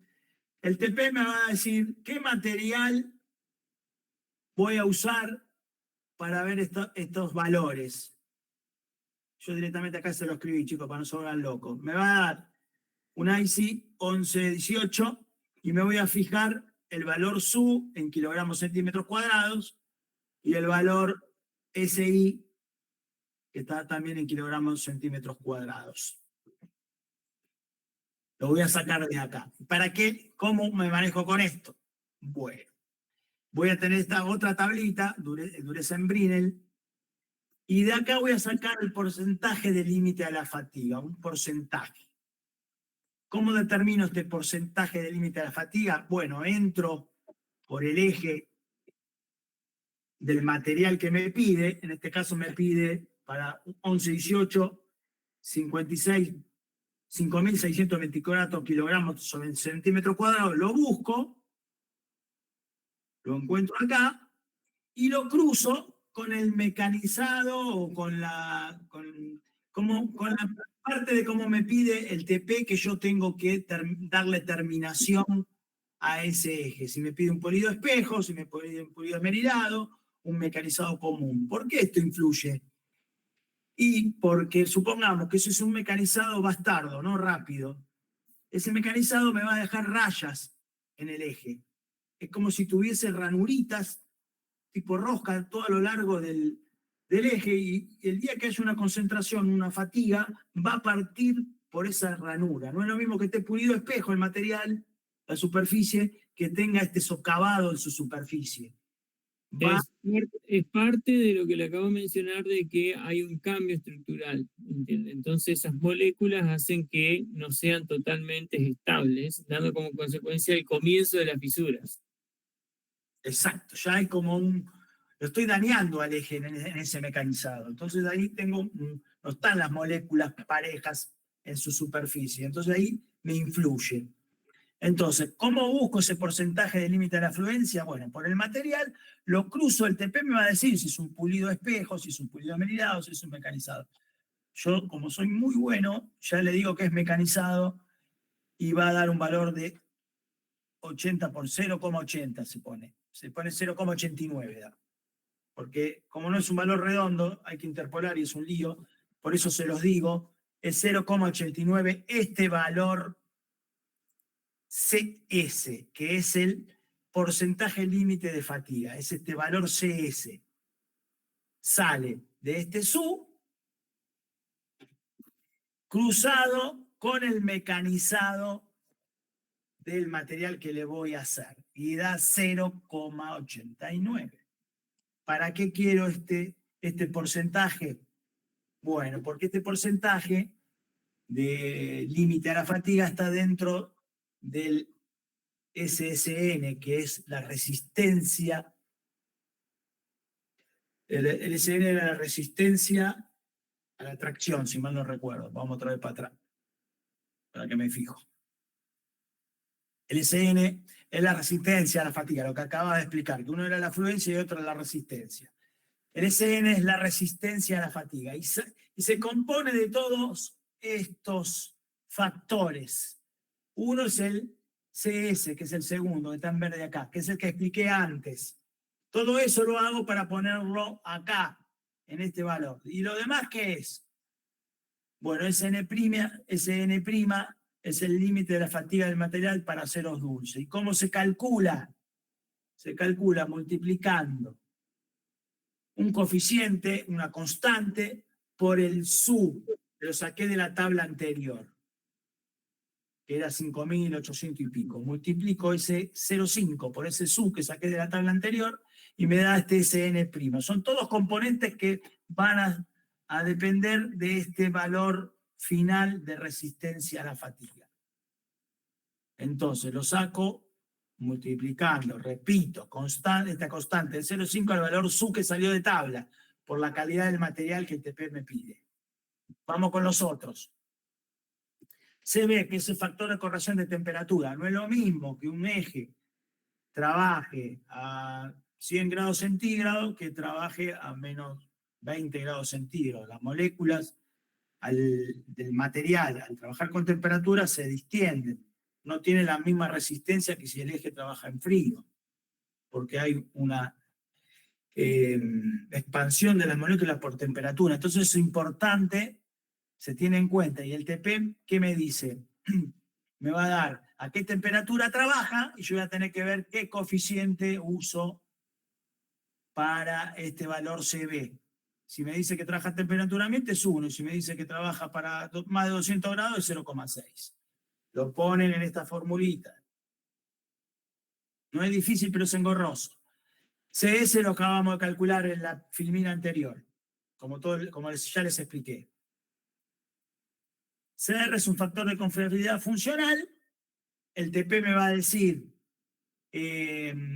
cuál es el porcentaje de confiabilidad, ya se lo digo, es 90% y ese valor es 1,3. Se lo digo para que no se mareen. Este factor de confiabilidad funcional es un factor que se multiplica en esta fórmula para sobredimensionar, no sé si decir sobredimensionar no sé bien, el factor de confiabilidad funcional si es un factor de seguridad, supongo. No estoy muy seguro. ¿Vos sabés, José, este factor de confiabilidad funcional que me pide un ratio de supervivencia? Esto es porque no es lo mismo hacer un eje que va a trabajar, vamos a decir, en una máquina agrícola que hacer un eje que va a trabajar en una nave espacial, ¿entiendes? Entonces, en función de eso, se le da cierta confiabilidad a un material u otro. También está en función de la fabricación del material, muchas veces puede venir regido de ese lado, ¿entiendes? Pero vamos principalmente el factor de confiabilidad, ¿no? Que es una cuestión de sobrevivencia. No es lo mismo para un avión ese eje que sea para un auto común de calle, ¿entiendes? Entonces los factores ahí empiezan a influir un montón. O no es lo mismo que sea un tornillo para sostener la guantera que sea un tornillo para sostener una rueda, para hacerlo más vulgar, ¿entiendes? La confiabilidad cambia en función de la utilización de lo mismo. O un tornillo que sostiene la guantera, o un tornillo que sostiene el airbag o los cinturones de seguridad, para que tengan, vamos a decir, una relación entre ambos, ¿ok?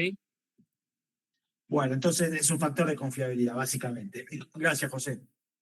Por último, factor de corrección de fuerzas residuales, que, bueno, el TP me va a decir si es un material laminado. No es lo mismo un material laminado que un material fundido, que un estirado en frío. Entonces esas moléculas se van a comportar diferentes. Entonces me tiene en cuenta. El TP me va a decir si es un material tratado con tratamiento térmico, normalizado, recocido, o si es un material laminado. Entonces veo cuál de estos dos factores pongo acá en CO, el violeta. Y ahí voy a sacar el CCN, que va en mi fórmula. Bueno. El C o C0, muchas veces que se le dice, es un factor que depende de la fabricación. ¿Qué es lo que sucede? Si nosotros tenemos, como ahí fíjense, que es un material laminado o estirado en frío, primero que yo obtengo como resultado es que las fibras del elemento, al ser laminado o estirado, mantienen la forma de ese elemento, ¿ok? ¿Por qué? Porque yo lo hice que se vaya adaptando las mismas fibras que tiene el elemento. No es lo mismo que esto da como resultado, perdón, el laminado o el estirado en frío, que aumenta la resistencia del material y por lo tanto es un valor mayor. Ahora, el C0 o C1, ¿no? Son materiales que yo lo puedo mecanizar o los corté de una chapa, pero yo no hice ningún estiramiento o modificación del material para poder lograr la forma que yo quiero resultado final, ¿entienden? Entonces, la resistencia es un poquito menor, por eso es que es 1 igual a 1. Un laminal estampado, por ejemplo, acá no lo dice, es un material que se calienta al rojo vivo y con una estampa, que básicamente es una matriz, se va presionando y va comprimiendo el material. Esas moléculas quedan tan comprimidas que hace que cuando se enfríe, ese material tiene una resistencia a la tracción y a la compresión que no lo tiene otro material, porque está fabricado de esa manera. Bueno, terminamos con esta parte. Este valor es un valor, hay que hacer todo esto para tener este valor que va en la fórmula. Pasamos a valores de concentración de esfuerzos, factor KF. Esto, ¿qué pasa con esto? Esto si yo, era lo que hablamos antes del mecanizado, si yo le hago hendiduras al eje, como si fuera, por ejemplo, un chavetero, o si fuera una ranura para Seger, ese eje se me va a resentir ahí, hay factores de concentración. Por eso siempre es bueno, por ejemplo, en el rebaje de un eje, dejarle un radio de encuentro entre un diámetro y el otro. Porque si hay un ángulo vivo, ese es un factor de concentración de esfuerzos y por ahí el eje puede llegar a partir. Entonces acá me da este valor KF que va directamente en la fórmula, según si tengo un chavetero o si tengo un hombro, que es lo que acaba de decir recién, el tope, no es lo mismo que esté recto que tenga un redondeado. ¿Ven cómo sube el KF cuando es recto? Y cómo baja 1,5 contra 2,5 cuando es redondeado. Y ni hablar una ranura para Seger. Esta es el Seger. Esto es una ranura Seger. Esto se abre con una pinza. Cuando se abren estos dos, por esos agujeritos, se pone una pinza, se abre, se mete por el diámetro de afuera del eje y se encoge en la ranura. Y eso me hace de tope para que no se desplace. Es elástico este material, es templado elástico, para que no se me desplace, por ejemplo, un engranaje. Entonces le hago esa ranura. El factor de concentración de esa ranura lo estoy sacrificando ahí a hacer una ranura. Ese factor de concentración es 3, es el más alto de todos.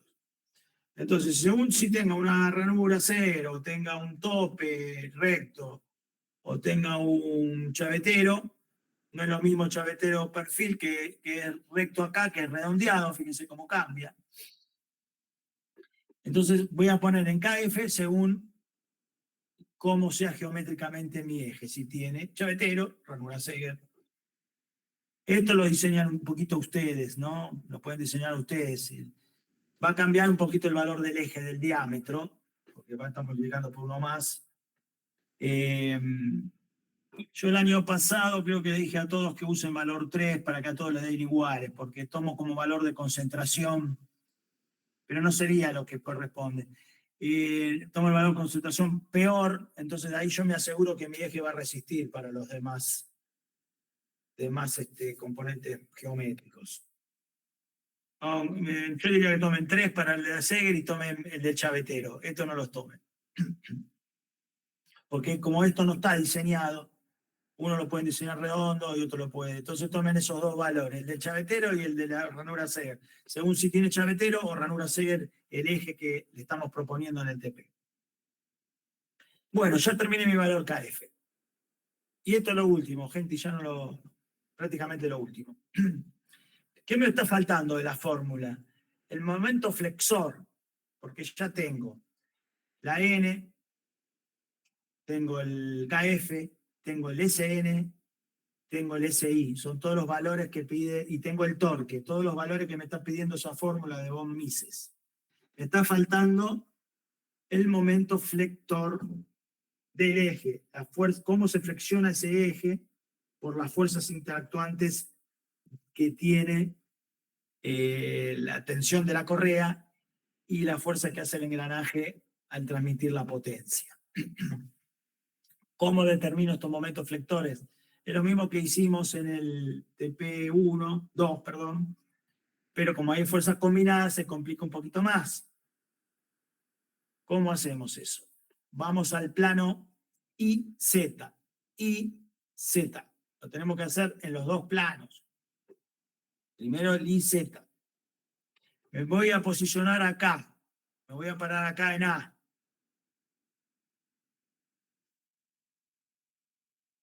¿Cómo es mi momento flexor? Yo estoy parado acá, miro arbitrariamente para este lado, para la izquierda. No tengo ninguna distancia, entonces es 0. Mi momento flexor ahí es 0. Ahora me posiciono en la reacción 1. Porque distancia 0 se anula. Ahora en A. Me posiciono en la reacción 1, donde está el rodamiento. Estoy hablando siempre del eje I y distancia Z. Me posiciono ahí. ¿Y cómo es? Me miro hacia la izquierda, sigo mirando para el mismo lado, ¿y qué veo? Una distancia de 15 centímetros en Z y la reacción 1. La reacción 1 ya la habíamos determinado en la primera parte del ejercicio. Pero como yo estoy acá, la reacción 1 se anula. La única que veo es la reacción A. Y esta fuerza A ya la hemos determinado. ¿Se acuerdan que salió del torque y se multiplicaba por las fuerzas de se multiplicaba por las fuerzas de las tensiones de la correa y después por el seno del ángulo? ¿Se acuerdan de eso que hicimos? Es esa fuerza, es lo mismo. Y 15. Esta se anula, puedo no escribirlo. Me posiciono en B y miro otra vez para acá, para la izquierda. ¿Qué veo? Veo la reacción de la polea a una distancia de 45 de B a la punta. Y veo la reacción del rodamiento a una distancia de 30. Como estoy parado acá, se anula. Los signos también, fíjense si están en sentido horario o antihorario arbitrariamente para poner el signo negativo o positivo. Por último, me posiciono en R2 y miro a la punta donde tengo la polea. ¿Qué veo? La fuerza en eje Y por un largo de 65, 20 más 30 más 15. ¿Qué veo? La reacción 1 por un largo de 50, 30 más 20. Y veo la fuerza tangencial del engranaje, que es a una distancia de 20. En este punto, la sumatoria de la flectora es 0. Debería dar 0 toda esta cuenta. Si no le da 0, porque hay una cuenta que está mal. De esta manera yo determino los momentos flexores en lo mismo que hicimos en el TP2. Lo determino en el eje Y. Y ahora lo hago para el eje X, en el plano Z siempre. Es lo mismo, no lo voy a repetir todo. Y tengo que sacar la resultante, lo mismo que hicimos cuando veíamos las fuerzas. Ahora estoy calculando momentos flectores, que no son las fuerzas. Ahora son los momentos flectores. ¿Cuánto me flexiona el eje? Y por Pitágoras también saco la resultante de cada momento flector en cada punto. De esa manera saqué los momentos flectores. Entonces, según quiero sacar en la fórmula el momento flector, el diámetro del eje en A, voy a usar el momento flector de A. Si quiero sacar el diámetro del eje de la reacción 1, voy a usar el momento flector de la reacción 1. Y de esa manera ya tengo todos los componentes. Me van a hacer un gráfico de momentos flectores, según lo que calculamos, en virtud de las distancias y las fuerzas que le dan. Es básicamente este gráfico. Lo pide el TP. Bueno, básicamente ya tenemos todos los valores. Prácticamente terminamos, gente. Entonces, repetimos. D es el diámetro que voy a calcular para cada uno de los componentes. N es un factor de seguridad. Esto es una constante. 10,19. N es el factor que es dato. KF, según corresponda, es un factor de concentración, según corresponda a lo que ya explicamos. SN, que todo ese choclo de cálculos que hicimos con todos esos factores, SI, SO, todos esos factores, este cálculo a la fatiga, resistencia a la fatiga. Momento flector lo acabamos de explicar recién. Esto es una constante. Momento torsor, también lo calculamos al principio y ese I sale de la tabla, que era momento a la fatiga, creo, ese I. Y de ahí ya tengo todos los valores para determinar el diámetro de mi eje. Un poco engorroso TTP, pero si siguen los pasos, no es tan difícil. Lo que pasa es que es engorroso. Se tienen que sentar tranquilos. Lo último que les explico y los libero. Hay un tema. ¿Qué pasa acá en este rodamiento? Vean que yo tengo que entrar el torque por acá, se transmite a lo largo de todo el eje, sale por acá. No tengo torque en este rodamiento porque gira libre. No tengo torque. Entonces, voy para atrás otra vez, José. Fíjense que el torque está en esta fórmula. Por lo tanto, si no tengo torque y esto es 0, se me anula este término. Voy otra vez a la filmina siguiente. Fíjense en el momento flexor máximo. Dijimos que en ese punto el momento flexor máximo también daba 0. Por lo tanto, también se me anula el otro término de la fórmula. Entonces, no puedo usar la fórmula de von Mises para sacar el diámetro de este rodamiento. Pero sí tengo la carga, lo voy a sacar de esa manera. Tengo la carga que es, ¿se acuerdan al principio de todo cuando decíamos la resultante de la reacción 2, que era Pitágoras? Tengo esa reacción de ese rodamiento, que es la carga que va a soportar ese rodamiento. Entonces vengo a una tabla, me fijo el valor dinámico, porque el eje está girando, por eso es dinámico, si no sería estático. Me fijo ese valor, lo busco acá en la tabla y puedo poner cualquier rodamiento de esto. Me da el diámetro interno del rodamiento esta tabla, según la carga que resiste. Fíjense que puede haber cargas similares para 12 y para 15. Por ejemplo, si daría 95, esa reacción de dar 95 kilogramos sobre centímetro cuadrado, o kilogramos fuerza sobre centímetro cuadrado, puede ser uno de 15 y uno de 12, pero ustedes van a determinar según el diámetro que sigue, que les conviene. Porque si el diámetro que sigue es de 12, no van a poner un diámetro más grande adelante. Entonces buscan el rodamiento que un año me hicieron el diámetro más grande adelante que el diámetro del engranaje de atrás. ¿Cómo coloco yo el engranaje si el diámetro de adelante es más grande?